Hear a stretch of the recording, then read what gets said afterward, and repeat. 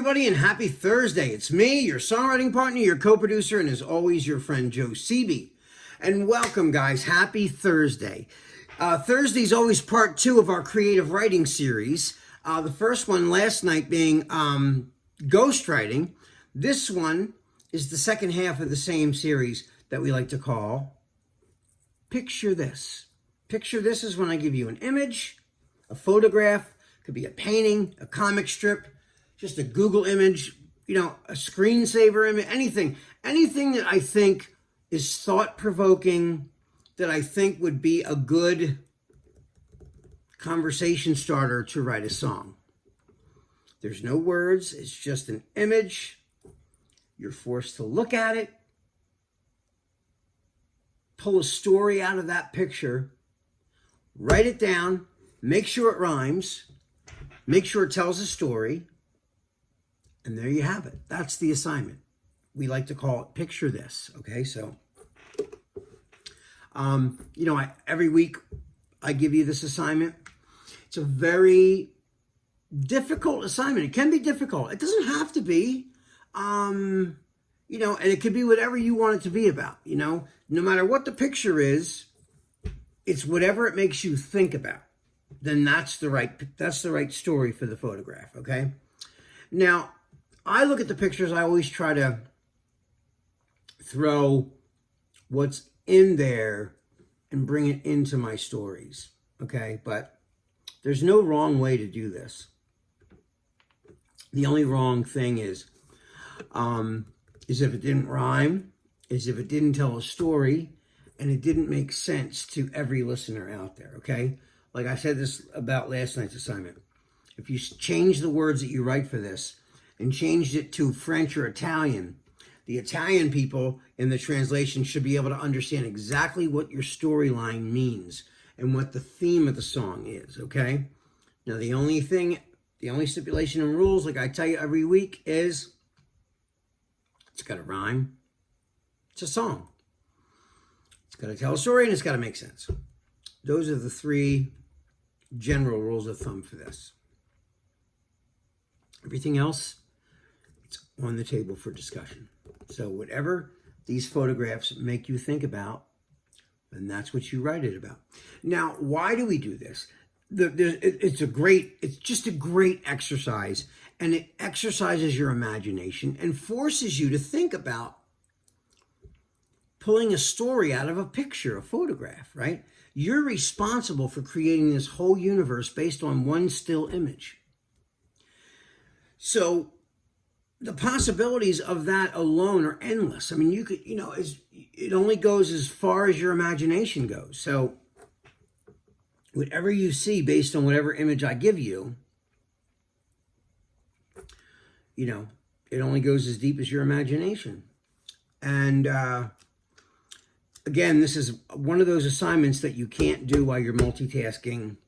You can't be texting your Aunt Millie for her pasta recipe or doing crossword puzzles while you're doing this. No, this is one of these assignments where I want you to go in a room by yourself, close that door, shut the door, keep everyone out. I want you to stare at that image, whatever the image is. I didn't show it to you yet, but when I do, I want you, this is a great way, this is the way I always do it. Now, that doesn't mean it's going to work for you, but it works for me because I have a short attention span too. A lot of people have a short attention span. So this is really this is one of those exercises where this is going to help you with your short attention span to make it longer, okay? And this is what I do. I stare at that image like this, and I really intensely look at that picture, the whole picture, everything in it, from the focal point of whatever the center image is to everything around it, all the details. And I stare at it, until I go into a daydream. I'm serious. And I want you, when you go into that daydream and you're not even seeing the picture anymore and you're just up in here, when you pull back and you come back to reality and you're sitting at your desk or wherever you're sitting as you're looking at this photograph, only then do I want you to grab pen and paper, and I want you to start writing down all the ideas just all the images and all the details of the images, because these could reveal what you could end up calling the song or even helping you with the lyrics, okay? So what I'm going to do right now is I'm going to show you the picture, but I just want you guys to understand the premise of this and why it's so important to really focus and not to take your attention away from too many things, because then you can't really focus. You're not creating this universe for this picture. And that's why it's so important to follow these rules. Okay. And like I said, there's no wrong way to do this. I don't care if it's a picture of a balloon and it makes you think about your cat, then write the song about your cat. Even if it's a picture of a balloon, that balloon might have made you think about your cat. You popped a balloon and scared him once and it was funny and, whatever. And every time you see a balloon now, you think of your cat when you were, 9 or 10 years old. There's no wrong subject matter. Doesn't even matter. I would like you, though, to try to write based on the image, but whatever that image means to you is not what it's going to mean to me. So that's open for interpretation. So I just want you to know that, okay? So right now, I'm going to show you the photograph. So here it is. Let's look at it.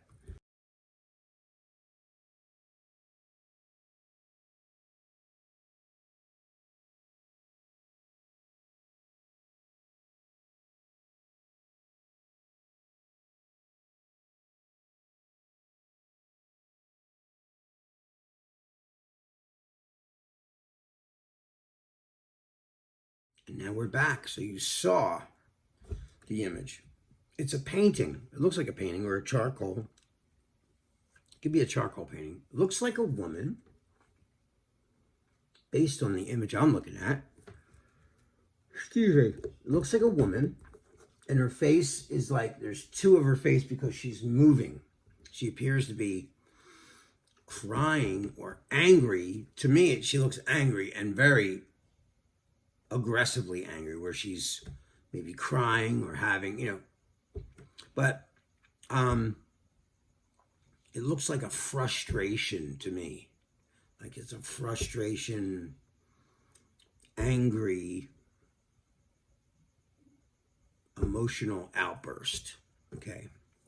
So when I stared at that picture myself, the first thing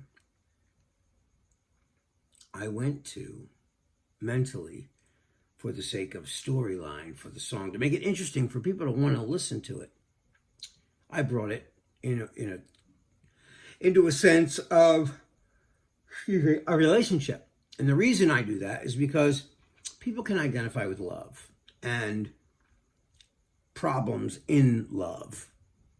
Everyone either yearns to have love, or they're in love, or they love somebody else and they're with somebody and they wish they were with that person and no longer with that.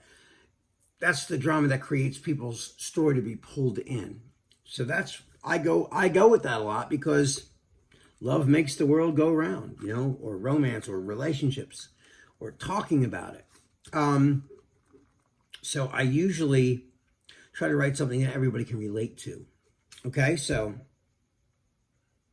I'm going to read you, but not yet. I'm going to tell you what it made me think of. So this person feels so frustrated where they are with this other person, okay? And they're not going to be together anymore, apparently, from what I wrote. So I wrote, "You're bringing out the best of the worst in me, and all your friends think that I'm the enemy. I know we can't erase the mistakes we made, but I'm hoping we move on and the scars will fade. We both made mistakes, and I'm hoping we move on and the scars will fade. Because we both made mistakes, And I'm hoping we move on and the scars will fade. So, I mean, that's, when I stared at that picture, that's what came out. You know, and it took me a while to come up with that. So, you know, this isn't, again, not an exercise that takes 10 minutes.